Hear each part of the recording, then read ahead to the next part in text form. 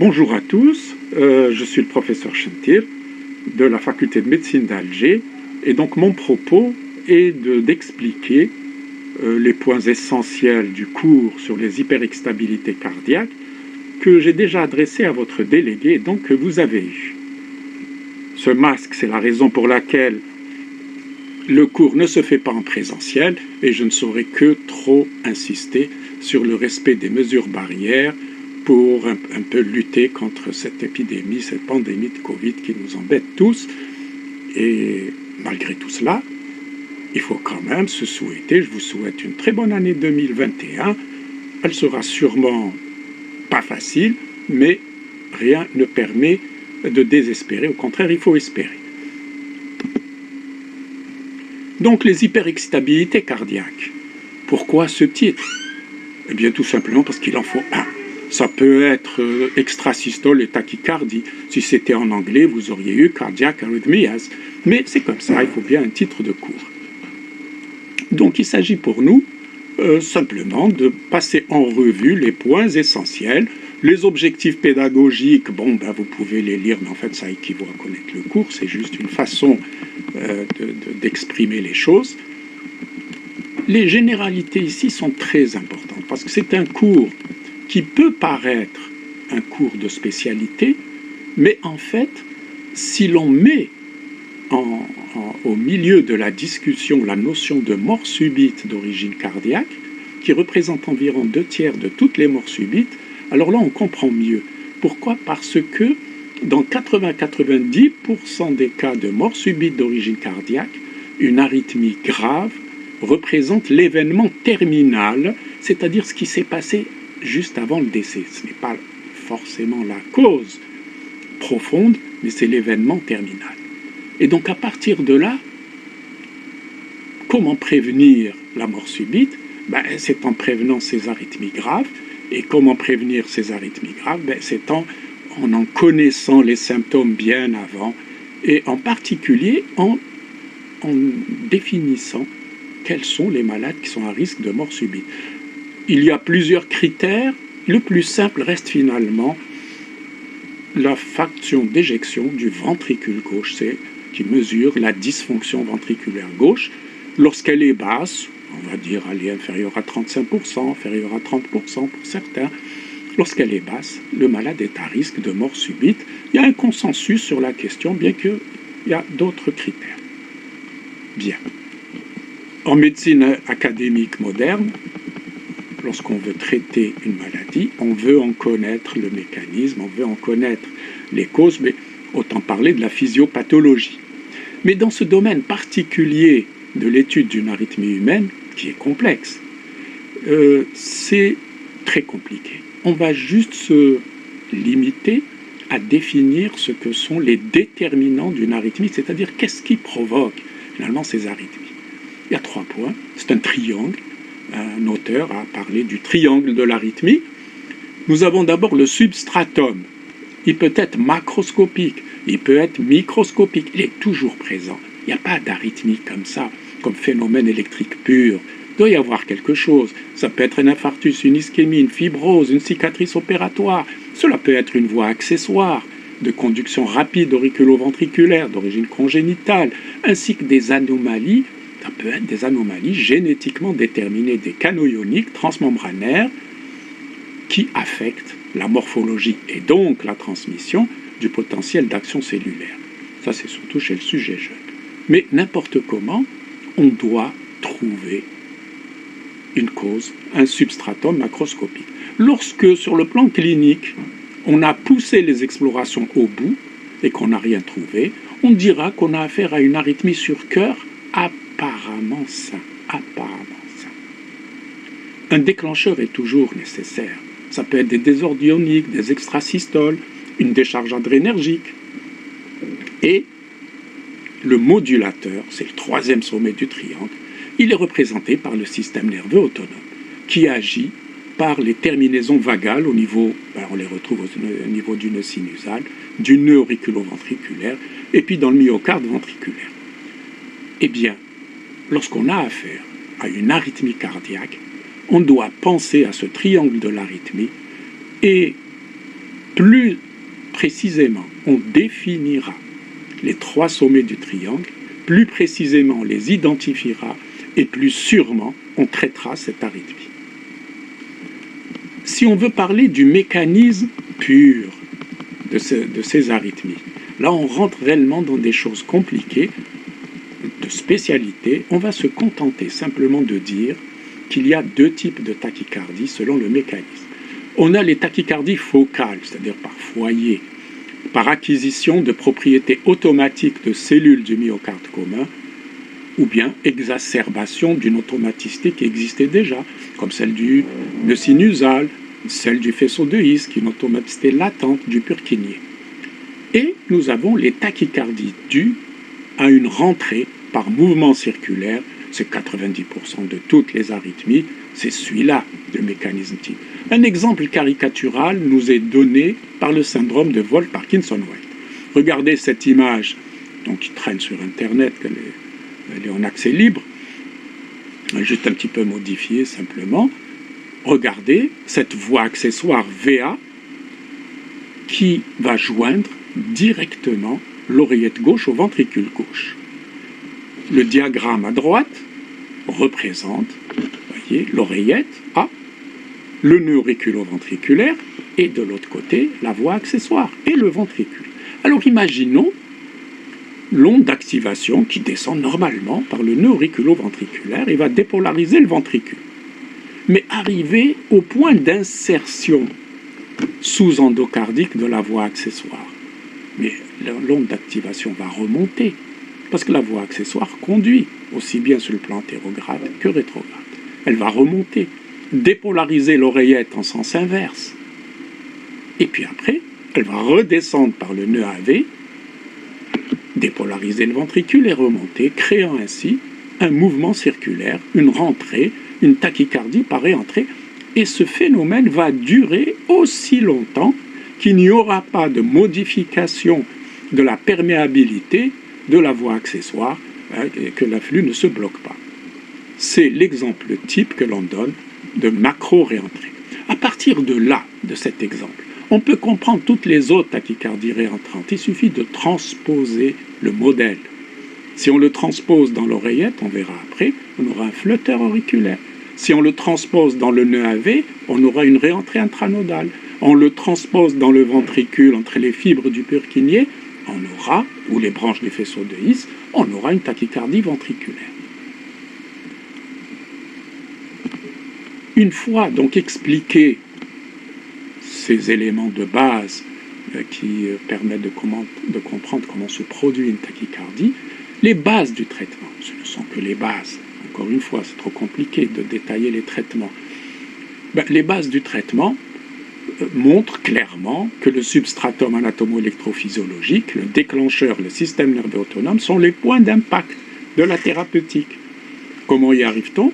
Par un équilibre ionique parfait, les antiarythmiques qui vont modifier les périodes réfractaires, bloquer le passage dans un élément, n'est-ce pas, dans un bras du circuit de réentrée, les manœuvres vagales qui permettent de bloquer la conduction de l'influx, par exemple là où il y a des terminaisons vagales, comme le nœud AV.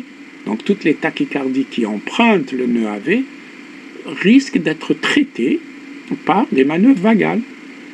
En urgence, on a le traitement électrique des tachycardies, c'est le choc électrique. Ou bien à l'hôpital, comme c'est le cas ici, vous avez une réduction par stimulation rapide au moyen d'un cathéter électrode qu'on introduit par la voie veineuse dans le cœur. Et à l'extrême, vraiment, dans des situations extrêmement compliquées, bien étudiées, lorsqu'on ne peut vraiment pas prévenir cette tachycardie, à la condition qu'elle ne soit pas fréquente, on peut implanter un défibrillateur implantable. C'est un très bon outil thérapeutique, mais dans des indications extrêmement étudiées. Le traitement du substrat arythmogène, c'est bien entendu l'objectif essentiel. Si on supprime le substrat, il peut y avoir un déclencheur, il peut y avoir une hypertonie vagale, il peut y avoir une hypertonie adrénergique qui ne se produira rien. Ça peut être comme par exemple la correction d'une ischémie myocardique, la destruction d'une voie accessoire. C'est-à-dire on monte toujours en cardio, on monte toujours une sonde qui va aller soit dans le ventricule droit, soit dans le ventricule gauche, au contact des fibres sous-endocardiques de la voie accessoire, et puis on déclenche un tir de radiofréquence qui va détruire la connexion, et bien l'influx ne peut. Voilà, le circuit est ouvert et l'influx ne pourra plus passer. Et la tachycardie est cassée définitivement. Maintenant, le diagnostic, ce qu'il faut retenir, le diagnostic d'une arythmie, c'est n'importe quel diagnostic en cardiologie et d'une façon très générale en médecine. Les palpitations, les douleurs thoraciques, la dyspnée aiguë, parce que souvent des tachycardies sont mal tolérées. Mais peut-être ce qu'il faut retenir, la chose sur laquelle il faut insister, ce sont les pertes de connaissance. On a l'habitude, on a mauvaise habitude de lier les pertes de connaissance aux bradycardies et les palpitations aux tachycardies. Eh bien, les tachycardies extrêmes, en réduisant la diastole, et donc le temps de remplissage du ventricule gauche, et donc la fraction d'éjection suivante, systolique suivante, peut générer des lipothymies, des pertes de connaissance, voire des syncopes. C'est un signe de gravité d'une tachycardie qu'il faut savoir ne pas négliger du tout. L'examen physique permet d'apprécier la tolérance de la tachycardie. Il y a la dyspnée, il y a les crépitants aux bases, il y a la tension artérielle si elle baisse, et le degré donc d'urgence de la tachycardie. Et puis, il peut repérer une étiologie possible. Elle peut être cardiovasculaire, elle peut être endocrinienne, comme les dysthyroïdies, elle peut être bronchopulmonaire, la bronchopulmopathie chronique obstructive, qui donne beaucoup de fibrillation atriale et de flutter. Elle peut être très générale, comme l'anémie, l'épine irritative sous-diaphragmatique, qui viendra chatouiller l'oreillette droite et le ventricule droit, et venir peut-être générer des extrasystoles ou des tachycardies.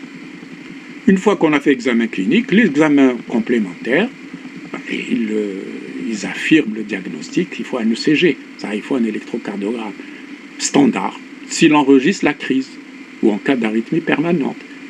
Si ces tachycardies ou ces arythmies sont suffisamment fréquentes, le Holter ECG des 24 heures, des 48 heures et quelquefois un petit peu plus, si les crises sont relativement fréquentes, permet d'enregistrer la tachycardie.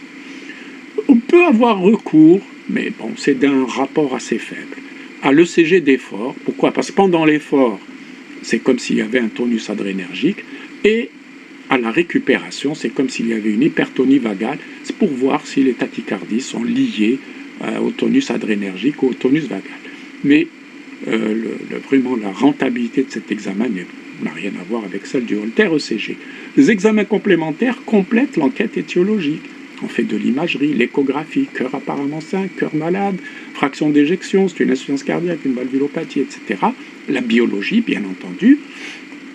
Les dyskaliémies, on va à la recherche d'une hypokaliémie, de toute anomalie biologique qui va expliquer un mauvais fonctionnement du cœur. Et puis tous ces examens complémentaires, nous l'avons déjà dit, peuvent conclure à une arythmie sur cœur apparemment sain si aucune cardiopathie organique n'est retrouvée, mais nous avons bien dit apparemment sain. Bien.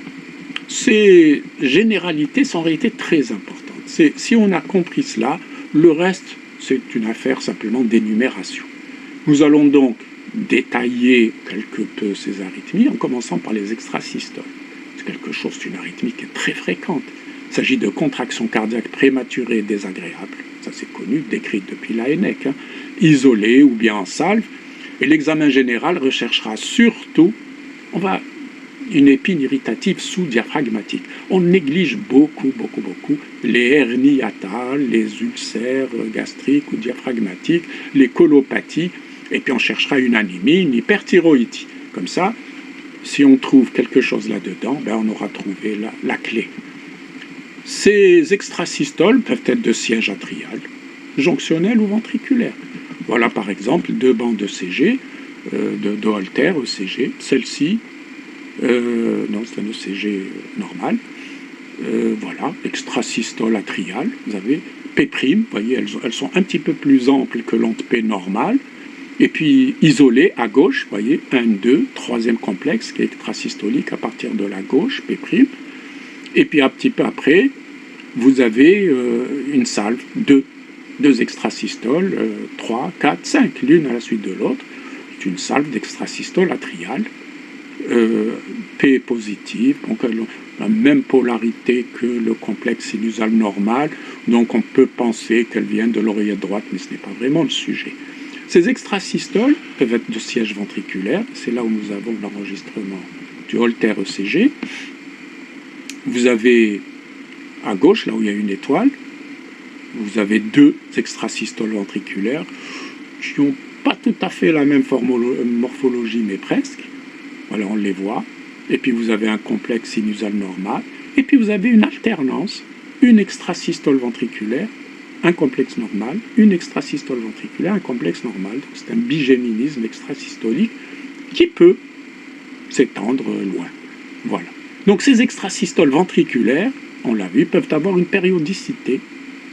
Elles peuvent évoluer 2 par 2, on l'a vu, ou en triplé, c'est-à-dire 3 par 3. À 4, on a l'habitude de considérer que c'est une tachycardie ventriculaire, non soutenue. Avoir la même morphologie, ou bien être d'aspect différent, qui est peut-être un petit peu plus grave, probablement du fait de foyers extrasystoliques multiples, et puis influencé par l'effort. C'est-à-dire qu'on a l'habitude de considérer que les extrasystoles ventriculaires, qui sont aggravées ou créées par l'effort, sont plus graves, elles ont mauvais pronostic, c'est un consensus là encore, que les extrasystoles ventriculaires, soit qui n'ont aucun lien avec l'effort, ou qui sont améliorées par l'effort. Le traitement de ces extrasystoles, s'il y a un risque d'évolution vers une tachycardie, s'il y a une cardiopathie sous-jacente, ou si les extrasystoles sont mal tolérées, et s'il y a un lien avec l'effort, on traite avec les antiarythmiques. Sur cœur apparemment sain, l'abstention thérapeutique est la règle. En général, les sédatifs suffisent. Et des fois, la psychothérapie, il faut savoir analyser le contexte du patient ou de la patiente. Et souvent, la réponse est là. Passons maintenant à la fibrillation atriale. Fibrillation atriale, c'est la plus fréquente des tachycardies, environ 30%. Lorsque Sir Lewis avait, début du XXe siècle, enregistré avec son polygraphe, n'est-ce pas, un ECG, eh bien, il a enregistré une fibrillation atriale. C'est tellement fréquent que la statistique a fait que c'était une fibrillation atriale. Mais pendant longtemps, si vous voulez, en Algérie, mais les pays en fin de compte, du pourtour méditerranéen, la fibrillation atriale était synonyme de valvulopathie rhumatismale. Heureusement, le rhumatisme articulaire aigu, et il y a des régions d'Algérie où il a carrément disparu, ou d'autres où il est en très très forte régression. C'est ce qu'on appelle la transition épidémiologique qui est quasiment terminée. Et ça met en avant la fibrillation atriale qui n'est pas liée à une valvulopathie. C'est ce qu'on appelle la fibrillation atriale non valvulaire, où les facteurs de risque vasculaire occupent une place prépondérante, surtout après 60 ans. Et donc, c'est l'hypertension, le diabète, les dyslipidémies. C'est absolument les mêmes facteurs de risque, finalement, que les cardiopathies ischémiques. Et l'accident vasculaire cérébral ischémique, qui n'est pas toujours précédé d'un épisode transitoire, qu'on appelle l'AIT, l'accident ischémique transitoire, et quelquefois la sanction, est souvent fatale, d'un risque thrombogène sous-estimé. Assez souvent, on fait le diagnostic de FA non valvulaire à la faveur d'un accident vasculaire cérébral. Et ça fait vraiment très mal. Il aurait fallu en faire le diagnostic bien avant. Sur le plan clinique, vous savez, rien de très extraordinaire. Ça se lit. Voilà, toujours la même chose. Devant l'absence de valvulopathie mitrale, et puis maintenant on restreint de plus en plus. On reste classique, l'absence de valvulopathie rhumatismale, de prothèse valvulaire, ou de réparation valvulaire chirurgicale, n'est-ce pas? On va parler de FA non valvulaire. Mais cette définition est en train d'évoluer pour être de plus en plus restrictive, pour faire de plus en plus de FA non valvulaire. Pour le moment, restons sur une définition classique. Les examens complémentaires, le CG, bien sûr. On voit bien sur ce tracé qu'il n'y a pas d'onde P, que l'onde P est remplacée par une trémulation de la ligne de base, et que les complexes QRS sont inéquidistants, les espaces RR ne sont pas égaux, et les amplitudes de R ne sont pas égales il y a une inéquipotentialité de QRS. Regardez cette amplitude et regardez celle-là. Ce n'est pas la même. Au même moment, il y avait une sonde dans l'oreillette droite. Bon, ça n'a pas été fait pour diagnostiquer l'AFA, je vous rassure. Cet examen a été fait pour d'autres raisons.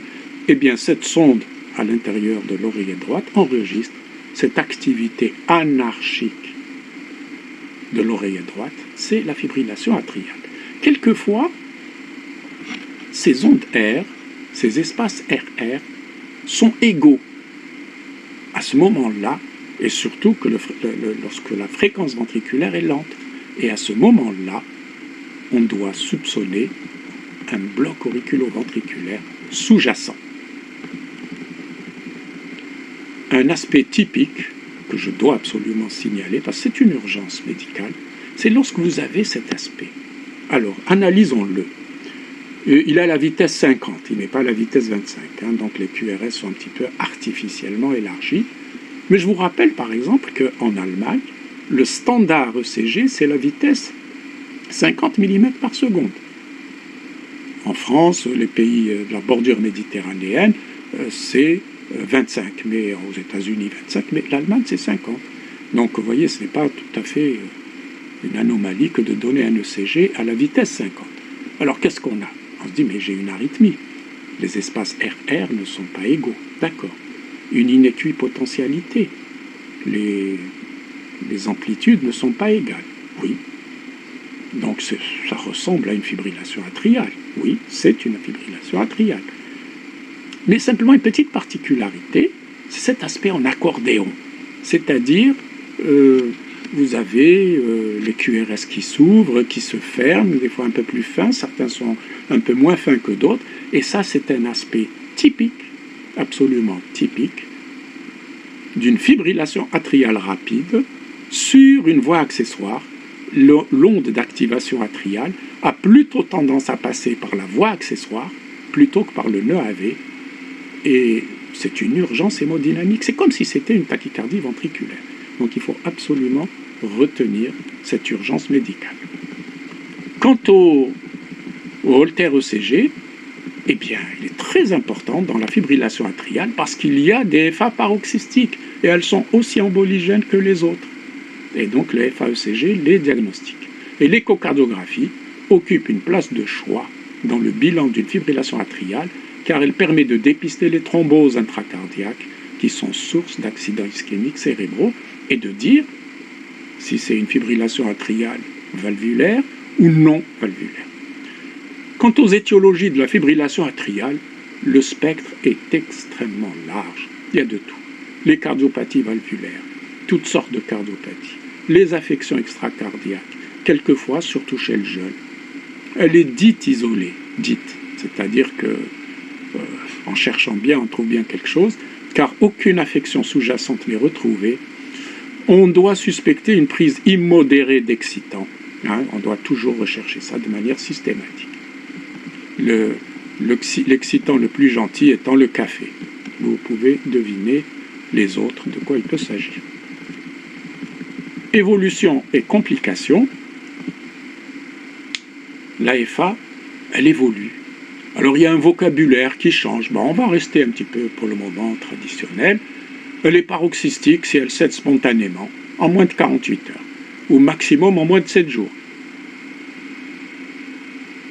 Sous traitement aussi.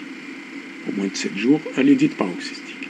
Au-delà, elle est dite persistante.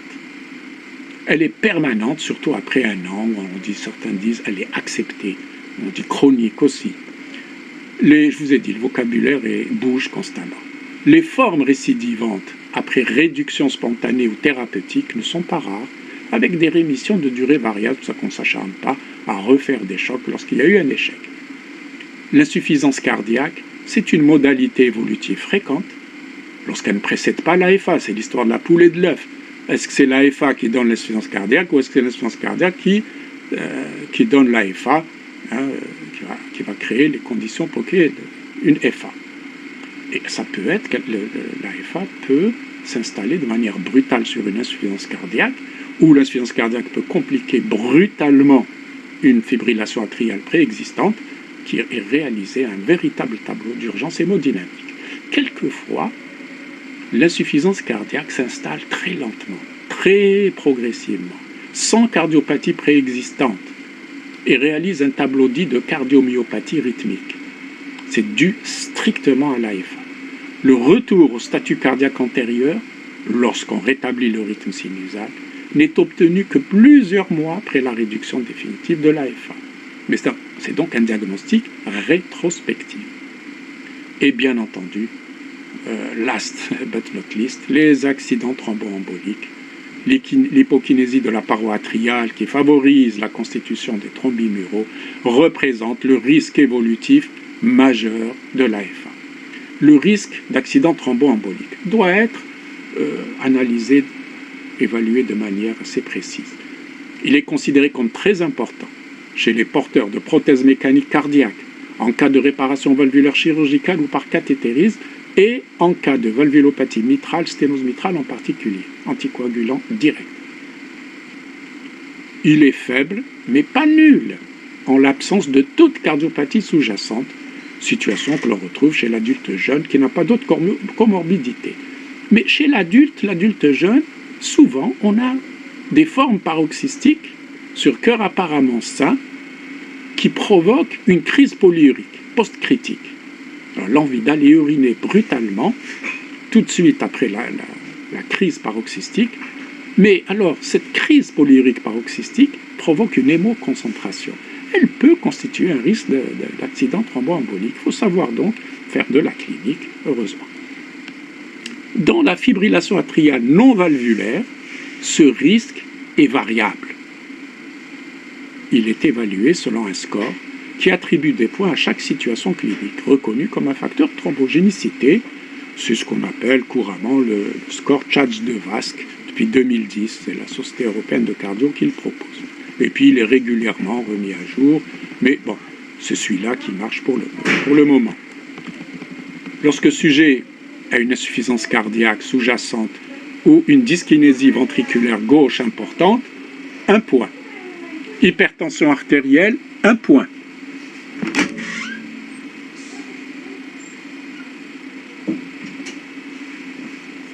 Diabète, 1 point. Lorsque le malade a déjà fait un AVC, 2 points. Lorsqu'il y a une atteinte vasculaire athéromateuse, 1 point. S'il s'agit de malade de sexe féminin, 1 point. Pour ce qui est des malades du sexe féminin, il y a des auteurs qui considèrent que peut-être pas, mais qui veulent plutôt donner au sexe féminin le rôle de modulateur. C'est-à-dire que lorsqu'il y a un certain nombre de points dans le score CHADS, le fait d'être une femme aggrave. Vous voyez, c'est un problème, voilà, modulateur plutôt qu'un facteur de risque proprement dit. Certains auteurs considèrent les choses comme cela, mais bon, pour le moment, on dit 1 point, c'est un facteur de risque. Donc l'âge maintenant, j'ai laissé en dernier, entre 65 et 74 ans, 1 point, au-delà de 75 ans, 2 points. Donc vous voyez que le risque d'accident thromboembolique augmente avec l'âge, et on verra qu'à 75 ans, c'est en soi un facteur de risque, même s'il n'y a rien d'autre. Le traitement, bien entendu, le traitement, d'abord et avant tout, s'agit de prévenir les accidents thromboemboliques par la prescription des anticoagulants à partir de 2 points du score Church-de-Vasc, sans tenir compte du sexe féminin. Et lorsqu'il y a 1 point, à ce moment-là, on discute. Si c'est une femme, on dit « Ah, mais ça va faire peut-être 2 points, il va falloir traiter. » Lorsque c'est un homme, on a le droit de ne pas traiter pour le moment. Je vous l'ai déjà dit. Dans tous les cas, le risque hémorragique sous antivitamine K doit être pesé. Mais le problème, c'est qu'assez souvent, les facteurs du risque thromboembolique sont les mêmes que les facteurs de risque hémorragique. Alors quelquefois, la discussion et la décision est vraiment difficile. Les antivitamines K peuvent être instituées d'emblée ou en relais de l'héparine. Ça a été prescrite en urgence. Leur surveillance se fait par l'INR, qui est bien connu, normalement égal à 1.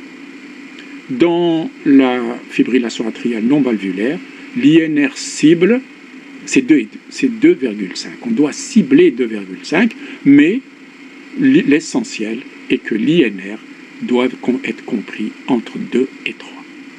Ailleurs, dans les prothèses mécaniques, l'INR cible, il est plutôt entre 3 et 3,5. Ce qu'il faut savoir, par contre, c'est que l'aspirine a disparu du traitement de la fibrillation atriale. Alors, la petite nouveauté en Algérie, qui n'en est pas une sur un plan général, c'est que maintenant nous commençons à disposer de certains anticoagulants oraux directs. Alors, ces anticoagulants oraux directs, ils dispensent de la pratique de tests de coagulation, de l'INR, et représentent réellement une alternative thérapeutique, surtout lorsque l'INR est instable ou c'est le malade qui est instable qu'on ne réussit pas à surveiller. Il s'agit des antithrombines directes, comme le dabigatran, ou bien des anticoagulants qui bloquent le facteur 10A, les anti-10A, comme le rivaroxaban et l'apixaban. En une seule prise quotidienne, pour ce qui est du rivaroxaban, ou biquotidienne pour les autres, c'est réellement une avancée thérapeutique qui est importante. Ils ne sont pour le moment pas remboursés en Algérie, puis en plus, ça coûte assez cher. Mais bon, il faut savoir que ça existe et des situations où quelquefois on n'a pas d'autre choix. Une fois que, j'ai envie de dire qu'on a l'esprit tranquille, qu'on a fait ce qu'il fallait faire pour prévenir les accidents thromboemboliques, on s'occupe des autres aspects. Ralentir la fibrillation atriale. Vers 80 par minute, ça suffit. Ce n'est pas la peine de descendre à 60 ou 65, entre 70, 80. Cette attitude thérapeutique, elle s'impose devant une forme récidivante. On va choquer une fois, ça récidive, on rechoque, ça récidive, on arrête. Il suffit de ralentir. Elle est fréquemment adoptée en première intention depuis qu'il y a les anticoagulants oraux directs. On n'a pas besoin de faire des INR. Alors, chez qui on fait ça? Par exemple, chez les gens qui ont des cardiopathies sous-jacentes. Chez des gens chez qui, de toutes les façons, il faut donner des anticoagulants. Chez les gens qui sont grabataires ou qui bougent peu, qui ne sont pas très dynamiques, alors il peut rester avec sa FA. On utilise des drogues qui ralentissent la conduction AV, la digoxine, bêta-bloqueur, diltiazem, verapamil, c'est selon. C'est selon. Ensuite, il faut quand même traiter une éventuelle insuffisance cardiaque, classique, par les médicaments classiques, et traiter toute affection cardiaque sous-jacente ou extracardiaque sous-jacente. Et toujours avoir un bon équilibre hydroélectrolytique. Alors maintenant, la question de réduire la fibrillation atriale. Est-ce qu'il faut à tout prix rétablir le rythme sinusal? C'est non. C'est depuis 2003-2004, on sait que c'est non. Ce n'est pas obligé. Donc c'est la fameuse stratégie ralentir ou réduire. Mais quand même, il y a des situations où on gagne à réduire la fibrillation atriale. Elle est indiquée chez le sujet jeune, chez le sujet actif. Vraiment que ça embêterait d'aller faire des INR une fois par mois, voire plusieurs fois par mois, si l'INR n'est pas très stable, chez les gens qui n'ont pas de cardiopathie sous-jacente, qui n'ont pas de comorbidité notable, chez lesquels il n'y a pas d'autre raison de poursuivre les AVK. Alors là, on est tenté effectivement de rétablir le rythme sinusal. Il y a plusieurs méthodes médicamenteuses que vous lirez. La cardioversion électrique, ça reste encore quelque chose de très pratiqué, mais bon, il faut hospitaliser, on dépend de l'anesthésie, etc. Quand même une certaine lourdeur. Ce qu'il faut retenir, c'est qu'elle est pratiquée à jeun, sous anesthésie générale peu profonde, chez un sujet sevré de digitalique depuis au moins une demi-vie, c'est-à-dire 3-4 jours pour la digoxine. Bien oxygéné, normokaliémique et anticoagulé depuis 3 semaines, avec les antivitamines K. Il y a maintenant des données qui laissent penser qu'on peut faire un choc électrique externe avec les anticoagulants oraux directs. Cela évoluera. Pour le moment, on reste sur les données classiques. On peut, si on veut prendre un raccourci, faire de l'héparine intraveineux et une échographie transœsophagienne 2-3 jours après, et s'il n'y a pas de thrombus dans l'auricule gauche, on peut faire le choc électrique externe. Mais ça suppose, là encore une fois, l'hospitalisation et la pratique d'un examen semi-invasif qui n'est probablement pas disponible partout. Une fois qu'on a rétabli le rythme sinusal, il faut le maintenir après la réduction spontanée par les antiarythmiques actifs sur l'oreillette classique. Et les antivitamines K seront gardés environ un mois, peut-être même un peu plus, ça s'appelle retour au rythme sinusal stable. Si tout va bien, eh bien, on arrête tout et le malade retourne à sa vie trépidante habituelle. C'était vraiment l'arythmie majeure de l'étage atrial. Les autres, assez rapidement, tachycardie sinusale, c'est souvent la tachycardie de l'émotion, des peines, des joies, mais il faut savoir aussi que la tachycardie sinusale peut cacher une cardiopathie, donc il faut savoir examiner le malade et savoir évoquer quelquefois une hypertension artérielle, un phéochromocytome, une hyperthyroïdie surtout. Le flotteur atrial, nous avons dit tout à l'heure que c'était une macro-réentée. Regardez le tracé, regardez cette ligne de base en dents de scie, la scie, pour scier le bois. Voilà, voyez, alors voilà, regardez, au-dessus de la ligne de base, elle descend au-dessous de la ligne de base, elle remonte, elle descend, elle remonte, c'est en zigzag, ce qu'on appelle une dent de scie. Et pourquoi obtient-on cette ligne de base en dent de scie? Eh bien parce qu'il y a une macro-réentrée. Regardez l'influx, il descend par la paroi de l'OD et remonte par le septum, une macro-réentrée. Chaque fois que l'influx remonte, il est vu en négativité en VF, donc ça donne la négativité. Et quand il redescend, il est vu en positivité. Voilà. C'est une arythmie qu'on retrouve assez souvent chez les gens qui ont de bronchopneumopathie chronique. Elles sont fréquentes également, pas autant que l'AFA. Ce qu'il y a, c'est qu'on les anticoagule moins. Pourquoi? Parce que on ne laisse jamais un flotteur atrial comme ça dans la nature. Tout simplement parce qu'on l'hospitalise, il faut absolument rétablir le rythme sinusal parce qu'il peut avoir des conséquences hémodynamiques assez graves. Donc finalement, la question du score de Chas ne se pose pas ici. Flotteur atrial doit être hospitalisé et réduit. C'est ce qu'il y a de plus simple. Et on anticoagule en attendant, bien entendu. La tachycardie atriale, c'est pareil, un petit peu. Regardez. Voilà ce tracé. Voilà. Vous avez deux accidents auriculaires atriaux pour un accident ventriculaire. Voilà, P', P'. C'est une tachycardie. Si vous prenez la fréquence du ventricule, voilà, on est vers 75 par minute. Donc 2 pour 1, vous multipliez par 2, on est à 150. Donc la fréquence atriale est à 150 par minute. Eh bien, c'est une tachycardie atriale 2 pour 1. Elles sont peu emboligènes, mais souvent mal tolérées sur le plan hémodynamique. Et c'est pour ça qu'elles justifient des antiarythmiques actifs sur l'oreillette en première intention. Elles sont encore moins fréquentes que les flotteurs, mais elles existent, il faut savoir. Les tachycardies jonctionnelles paroxystiques, ou qu'on appelle aussi les tachycardies paroxystiques supraventriculaires. Vous savez, il y en a deux types. Le célébrissime syndrome de Wolff-Parkinson-White que l'on a expliqué tout à l'heure. Et les réentrées intranodales. Alors, le texte est assez facile à comprendre. Nous allons simplement expliquer la sémiologie électrocardiographique. Voici l'exemple de Jones, toujours assez classique, qui vient avec une palpitation. On fait un tracé, regardez, QRS fin, tachycardie régulière, vers 150 par minute. Allez, vraiment en mettant la mauvaise foi qu'on veut, il n'y a pas d'activité atriale, on ne voit pas. Bon. Et puis, on a injecté un antiarythmique actif sur les voies accessoires et on rétablit la tachycardie casse, QRS fin, et puis l'onde P réapparaît, et puis voilà. C'est pas très efficace cet antiarythmique finalement, il n'a pas tout bloqué, mais il a cassé quand même la tachycardie. L'onde P est là, et puis vous avez l'onde delta, ce petit ventre là qui sort, ce petit ventre qui sort. Vous l'avez là, et bien vous avez l'onde P, PR court, onde delta, l'onde R, voilà, un complexe préexcité, et cette tachycardie, donc il y a un lien, c'est un syndrome de Wolff-Parkinson-White.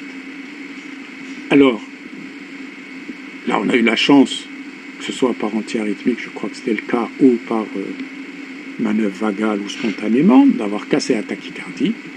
Il y a des situations où, non, la tachycardie ne veut pas casser par les manœuvres vagales et autres. Alors, on voudrait bien savoir de quoi il s'agit.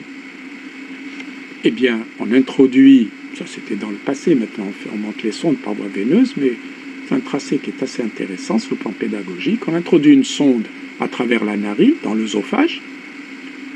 Eh bien, c'est une sonde assez fine quand même, le A11 ou 11, 15 selon la taille du sujet, n'est-ce pas?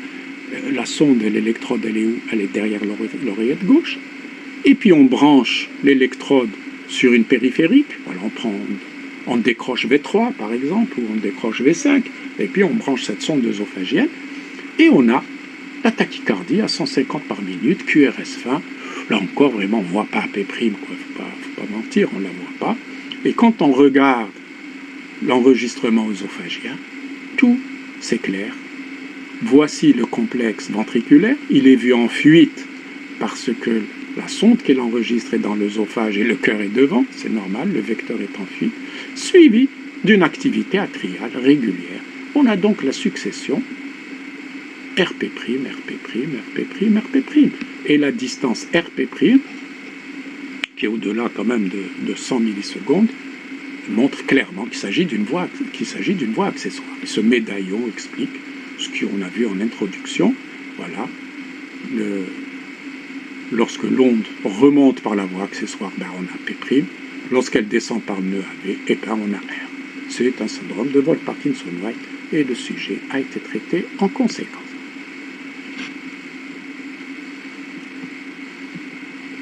Le tracé suivant, c'est une fille, voilà, oui, une adolescente, jeune adolescente, qui avait l'habitude de venir en urgence, n'est-ce pas, en consultation, pour des tachycardies, là encore, à QRS fin rapide.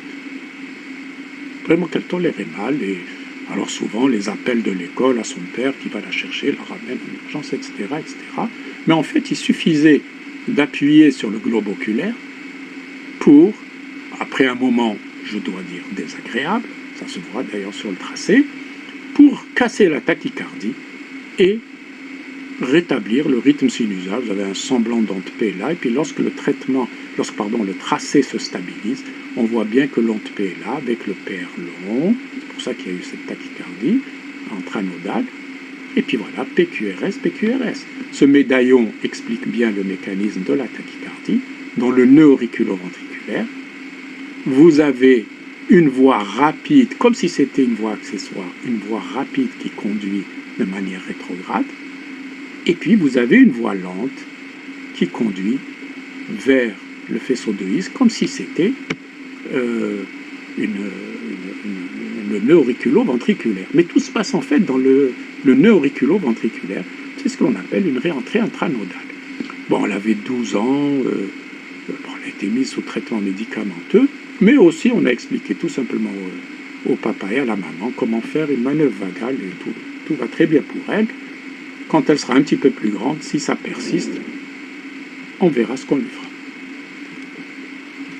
Le traitement préventif des crises, qu'il s'agisse d'un syndrome de Wolff-Parkinson-White ou qu'il s'agisse d'une réentrée intranodale, il est important à connaître. Parce que est-ce qu'on va soumettre quelqu'un à un antiarythmique tous les jours, pour une crise, ma foi, qui va venir tous les 3 mois, tous les 4 mois? On a le droit de dire non. De dire je vais avoir l'antiarythmique dans la poche, c'est la technique dite pill in the pocket, qui a déjà été citée, et puis ma foi, quand la crise vient, on prend l'antiarythmique. Actuellement, on a une solution pour résoudre, n'est-ce pas, ce dilemme, ça peut faire appel à l'ablation par radiofréquence, soit des voies accessoires, soit de la voie lente d'une EAV. Elle est disponible en Algérie, mais c'est vrai qu'il y a une certaine, des fois, une attente parce qu'il y a beaucoup de malades, mais l'option existe et si c'est nécessaire, le malade sera de toute façon traité. Descendons donc d'un étage et nous arrivons aux tachycardies ventriculaires. Tachycardie ventriculaire, il faut simplifier les choses, définir des tableaux. Le diagnostic est souvent porté en ambiance d'urgence, au pavillon des urgences. C'est vraiment l'état de choc. Voilà. Ça, quand on fait le tracé, tout de suite, on se rend compte que c'est une TV et c'est le choc électrique externe, l'hospitalisation, et en général, il y a une grosse cardiopathie en dessous. Ailleurs, la tachycardie ventriculaire est de tolérance moyenne. Le malade vient sur ses pieds à la consultation, mais il n'est pas bien. On suspecte quand même diagnostic à l'examen clinique, mais il n'y a que l'électrocardiogramme qui fait le diagnostic. L'électrocardiogramme, il est important de savoir quand même discerner une tachycardie ventriculaire. Je vous ai mis deux tracés extrêmes, très différents l'un de l'autre. Le premier, c'est la situation d'urgence. Voilà. Tachycardie hyper rapide, 200 par minute, QRS large, régulière, en regardant bien, parce qu'il faut toujours bien regarder un tracé, on se rend bien compte quand même qu'il y a un accident atrial ici, qu'il y a une onde P là, qu'il y a une onde P ici. En regardant aussi, en revenant un petit peu en arrière, elle est là, elle est là, elle est ici, elle est ici. Cette onde P est dissociée. Chaque QRS n'est pas précédé d'une onde P. Donc les ondes P battent à leur propre rythme, pour leur propre compte, et le ventricule bat à sa propre fréquence pour son propre compte. C'est ce qu'on appelle une dissociation atrio-ventriculaire, une tachycardie ventriculaire large, régulière. Avec cette dissociation, c'est une tachycardie ventriculaire. Évidemment, ce malade a été choqué, hospitalisé, et la suite. À l'extrême, ce qui n'est pas vraiment une tachycardie ventriculaire, parce qu'il faut un minimum de 120 par minute, mais c'est pour expliquer. Il s'agit d'un rythme idioventriculaire accéléré, vous voyez, au décours d'un infarctus du myocarde, donc une tachycardie régulière, QRS large, et puis on se dit, mais que fait ce QRS fin ici? Puis après on se dit, mais que fait ce QRS qui n'est ni fin ni large, qui ressemble un peu au complexe de la tachycardie? Les deux sont précédés d'une onde P. Eh bien, dans le cas fin, il s'agit d'une capture, et dans le cas où il est semi-fin, il s'agit d'une fusion. Lorsqu'il y a une capture ou une fusion au milieu d'une tachycardie régulière à QRS large, même si on ne voit pas les autres ondes P, c'est une tachycardie ventriculaire. C'est ce que je voulais vous dire. C'est ce qu'on appelle ici un rythme idioventriculaire accéléré, donc pas à proprement parler une tachycardie, mais cela méritait d'être montré. Une fois donc diagnostic fait, puis traitement d'urgence fait, il faut absolument retrouver l'étiologie de cette tachycardie ventriculaire. Là encore, les cardiopathies ischémiques, hypertensives et même quelquefois valvulaires, mais surtout les ischémiques.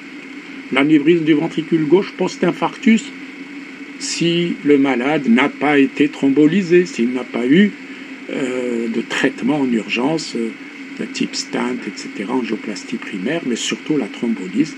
On retrouve alors à ce moment-là le schéma classique de l'infarctus, héparine, aspirine, bêta-bloqueur, et elle peut développer des anévrismes du ventricule gauche. Les cardiomyopathies sont de grosses pourvoyeuses de tachycardie ventriculaire, cardiopathie congénitale cyanogène, et les déséquilibres ioniques importants, avec l'hypokaliémie, l'hypomagnésémie. Enfin, les antiarythmiques, surtout les kinidiniques qui allongent l'espace cuté. On va pour traiter, par exemple, une extrasystole auriculaire, ou que sais-je, ou des extrasystoles ventriculaires, en prescrivant un kinidinique, sans surveiller le CG, en ne voyant pas que l'espace cuté est en train de s'allonger progressivement, et pour traiter quelque chose qui peut-être n'était pas si grave, on provoque une tachycardie ventriculaire qui peut être mortelle. Donc, c'est vraiment quelque chose sur lequel il faut insister. Quelquefois, eh bien, on peut avoir une authentique tachycardie ventriculaire chez le sujet jeune, sur cœur apparemment sain, ça existe. Il faut le savoir. Non traité, que voulez-vous, la tachycardie ventriculaire, attendez, je ne suis pas très bon dans ces choses-là, mais c'est bien de temps en temps qu'il y ait la date et l'heure, hein, c'est pas mal. Non traité, cette tachycardie ventriculaire évolue, par exemple, vers la torsade de pointe, vous voyez au milieu, là, les points sont torsadés, vous avez des pointes en haut, des pointes en bas, et puis la torsade de pointe évolue vers la fibrillation ventriculaire, c'est-à-dire vraiment une contraction vraiment anarchique, et le décès. Ce malade c'est un tracé donc de soins intensifs cardio, eh ben, ce malade a été rattrapé à temps, choc électrique, massage, ben, il est sorti vivant du service. Mais il faut bien dire que c'est exceptionnel, parce que ça se passe à l'hôpital. Ailleurs, malheureusement, la fibrillation ventriculaire, c'est le décès qui vient après. Le mode paroxystique existe dans la tachycardie ventriculaire, comme dans les tachycardies paroxystiques supraventriculaires, comme dans la fibrillation atriale. C'est ce qu'on appelle les tachycardies ventriculaires non soutenues. C'est un mode évolutif qui est beaucoup mieux connu grâce au Holter ECG ambulatoire. Et il a un potentiel létal élevé. Les étudiants ne comprennent pas toujours pourquoi, alors il faut expliquer. Lorsqu'une tachycardie ventriculaire diagnostiquée par le Holter ECG dure 15 secondes, 20 secondes et disparaît spontanément. Bien, on dirait, mais elle n'a pas entraîné de décès puisqu'elle a disparu, certes. Mais si elle devait durer 1 minute, 40 secondes, 50 secondes, mais elle tuerait.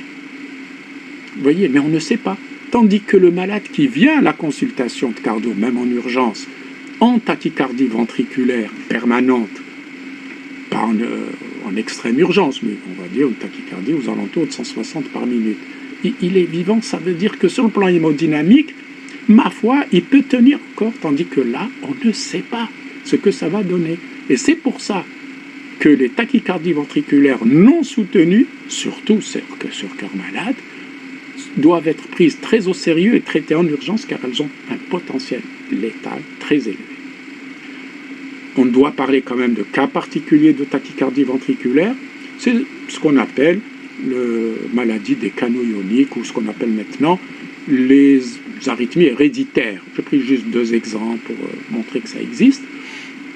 Ben, il s'agit d'une atteinte génétique rare des gènes qui codent pour les protéines membranaires des canaux ioniques. On a pris 2 exemples. Vous avez le syndrome du QT long congénital à droite, le QTS, les initiales anglaises. Lorsqu'on fait le QT corrigé par la formule de Bazet, ben, il y a 505 millisecondes, donc il est vraiment allongé.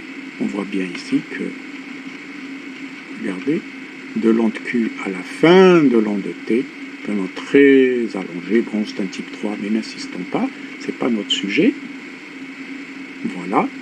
C'est une mutation du gène SCN5A majoritairement, mais encore une fois, n'entrons pas dans les détails.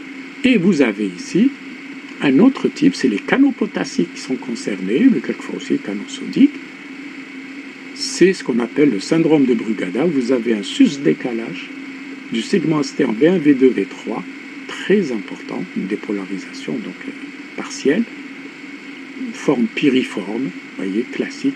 C'est un aspect typique d'un syndrome de Brugada. C'était juste pour dire que ça existe et nous ne devons pas entrer dans les détails, ce n'est pas pour nous. Et donc en conclusion, le traitement des tachycardies ventriculaires est forcément hospitalier. Donc vous avez les antiarythmiques, on a le choc électrique en urgence, et maintenant il faut dire que quelquefois l'ablation par radiofréquence est proposée, mais c'est des centres très spécialisés, il n'y a pas mieux que la prévention. Et effectivement, le traitement précoce des cardiopathies, substratum d'arythmie sévère, surtout ventriculaire, est à l'heure actuelle la meilleure mesure pratique à même de prévenir la majorité des cas de mort subite d'origine cardiaque. Je crois que si nous retenons cela à la fin, nous avons bien compris le but de ce cours et je vous remercie.